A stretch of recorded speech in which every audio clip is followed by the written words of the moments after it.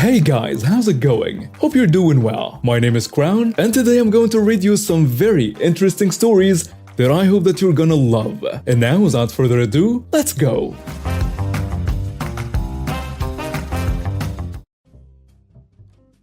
Please allow me to note well in advance, this story is not mine. In fact, it's a rather popular story in a town I once lived in, Savannah, Georgia, and centers around one homeowner who got royally annoyed with a movie producer. There will be a note at the end about the fellow this story is about for those interested. Okay, so first and foremost, when movie producers are looking for places to set a movie that takes place in colonial or even 1800 cities in the US, due to the sheer number of parks, wide roads, and period houses, they will often select Savannah, Georgia. They'll pull all the Spanish moss out of the trees or trim it back, pour dirt on the roads around the squares, and effectively backdate that part of the city to fit most any place, even up to some having used the area as a setting for places like early Washington, D.C., Britain, or France. Typically, when producers do this, they will pay each homeowner whose house is used as background flavor a couple $1,000s for the licensing to do so. That will be important later. Trust me. They issue some rules, like no electric lights being visible, not coming out of any door that faces the street, and you have to move your automobiles away from the drive if you have a drive. Well, in 1979, a producer came from Hollywood with the intention of using Savannah for that very purpose. Specifically, the producer was from one of the big three-letter TV channels and was working on making a made-for-TV movie, talking about the events after the assassination of Lincoln and the subsequent accusations of the doctor present at his death. The production went to the city to seek permission and then sent an announcement out to each of the homeowners telling them of the various days that the shoot was going to take place. However, much to their downfall, they also noted that the production company would not be compensating the homeowners for the use of their homes as backdrops. This was met with some great annoyance by the homeowners, who turned to the city for help, only to be told that it was their civic duties to allow the use of their homes. Most everyone agreed to this and bit their lips. One homeowner, however, didn't. He decided to get revenge on the production, attempting to screw up their shooting every chance he got. He first started by leaving his car out in front of his house, only to have it towed before filming started. He threatened legal action against the studio, but that fell on deaf ears. He forbade the use of his home in some of the shots, but the production company got the city to make him back down. Eventually, enough was enough, so he waited, biding his time until he was certain they were filming. When the day came that his house was being used as a background shot, the homeowner grabbed a massive Nazi flag and hung it out front of the house out of one of the top windows. The production company balked.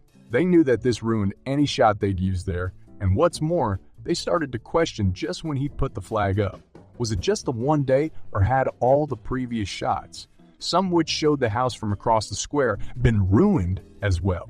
They turned to the city for help, and the city just basically shrugged, saying that it was his First Amendment right to do that, and implied that had the production company paid the homeowners, as had always been done before, then this probably wouldn't have happened.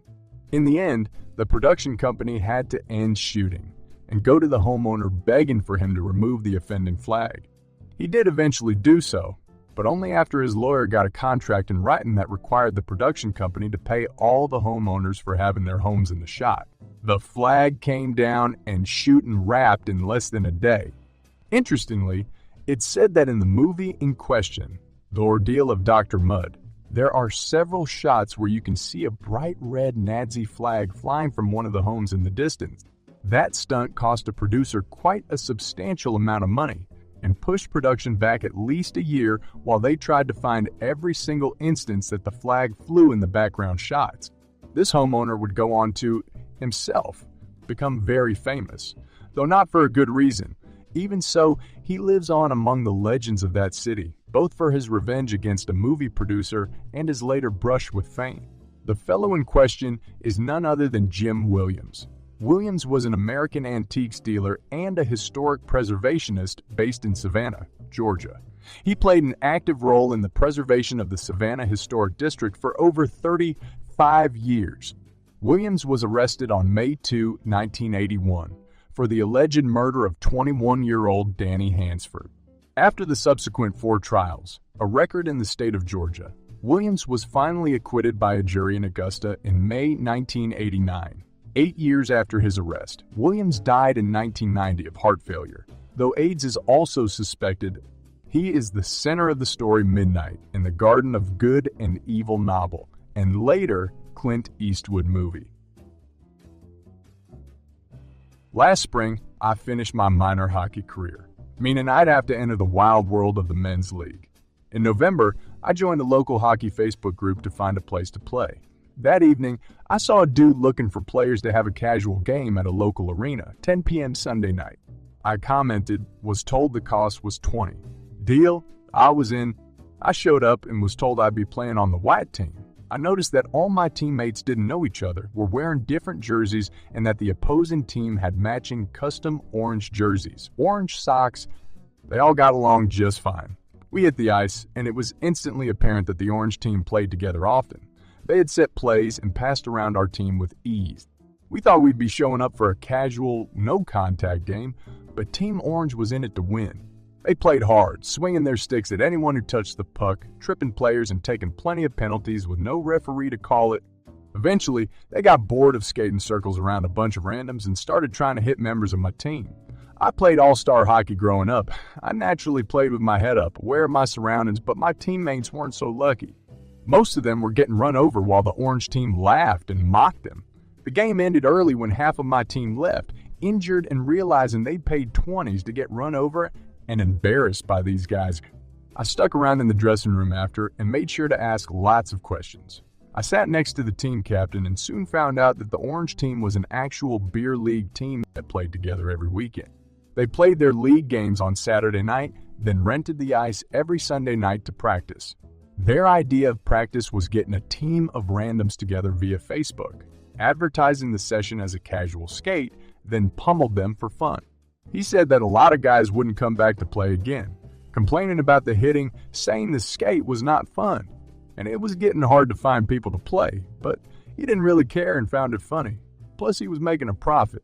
After watching this guy and his team count 11 guys out of 220 total, promise them a fun game, then beat them up and play unfairly against them, I wanted to do something. I could have taken it up with the admin of the hockey group. That would be too easy and no fun. That weekend, I paid close attention to the Facebook group. Sure enough, on Friday night, the captain posted the same ad I saw last weekend. Within minutes, the comments were flooding with a handful of players, about to be tricked like I was. I quickly private messaged all the players, notifying them of what this guy was up to. They were surprised, but thanked me for telling them. Sure enough, they all went back to the comments to cancel on him, using various fake excuses. The next day, the captain posted a desperate ad, followed by another on Sunday morning. Less and less people commented, "Perfect." I did this for a couple of weeks, texting players and telling them to avoid this guy and his team. Nobody snitched on me, and slowly he stopped posting in the group. Interested to see if he'd canceled his practices altogether, I called the rink and asked if the ice was booked on Sunday night at 10. The rink attendant said that a beer league team was practicing at that time, and it was the only open ice available for the winter. Learn to skate sessions were on weekend mornings. Minor hockey games happened on weekend afternoons, evenings, and junior games happened on weekend nights. Beer league games happened late night Saturday, and the beer league team always booked practice on Sunday night. Nobody else wanted that time slot, and often went to other rinks. If it was the only open ice time, what if I went the extra step and took it from them? The Orange team captain always booked his session on Friday nights, so I called the rink on Thursday night, hoping I wouldn't be asked for a down payment and asked to book Sunday night for the next month. I told the attendant that I was running an adult learn to skate session, fake name, fake company, everything. They gave me the time slots and told me I could pay on Sunday night before the skate. I own the slot now, and there was nothing that Captain Cook could do about it to avoid having to actually pay for the ice time.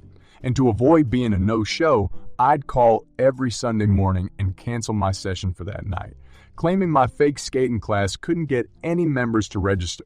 Canceled ice time would become an open skating session, meaning that families, couples, anyone could pay a small fee and come skate, so the rink wouldn't lose any money.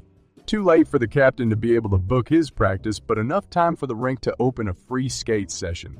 After a month, I figured that the captain didn't bother with trying to book Sunday night anymore, so I told the rink attendant that my learn to skate company flopped and that I wouldn't need to book Sunday night anymore. This whole fiasco lasted about a month and a half to 2 months, from November to January. Never heard from the captain or his team. He hasn't posted in the group since, so I'm assuming that they don't have their practices anymore. Last I heard, the 10 p.m. Sunday night session was booked by a beginner adult league, where a lot of men and women were learning to play for the first time. I'd like to think that I'm partially responsible for the opening of that beginner league. If you're out there and you're learning to play because I stole ice time from a bad beer league team, you're welcome. I found a new place to play, with a great group of guys. We have our games every Saturday night from 10 to 12 p.m. at a different rink. All good players, but just there to have fun. I just saw this happen. I was at a gas station filling up. The station had 3 or 4 islands of pumps with diesel fuel on the outside too. Not at all uncommon. One of the outside islands had been blocked off with traffic cones and caution tape, and 2 bucket trucks were in the lane, working on the wiring of the lights or whatever 15 above. Very safe, everything marked off and barricaded. An OSHA rule book in real life. So, some entitled nitwit who is unhappy that he cannot get into the lane that is blocked. So, he double parks his truck, gets out and breaks the caution tape, and then tries to parallel park his truck in between the 2 bucket trucks. This, by the way, will not help him, since 1.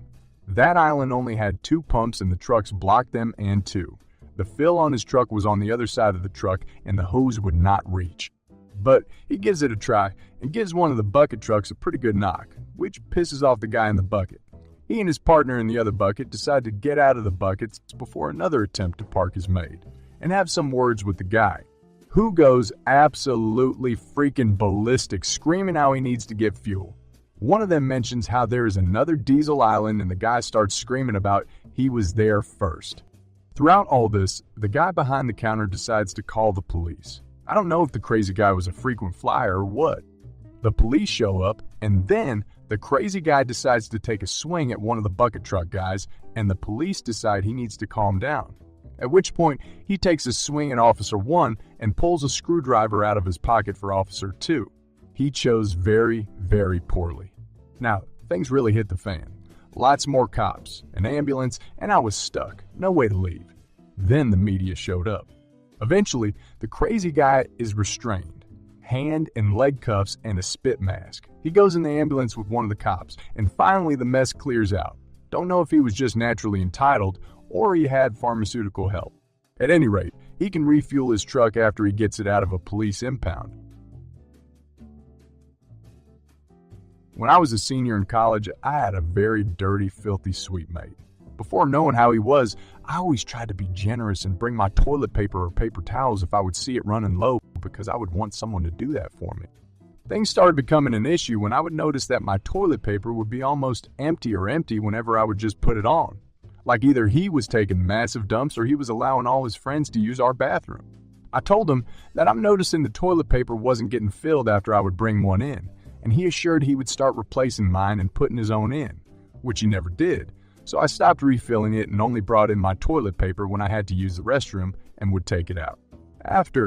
I then started to notice my hand soap started to dwindle faster than it usually has, which I didn't really think anything of it until I came in the bathroom one night and saw my hand soap on the shower floor, which meant in my mind he's been using it as bath soap to shower with, and I was furious.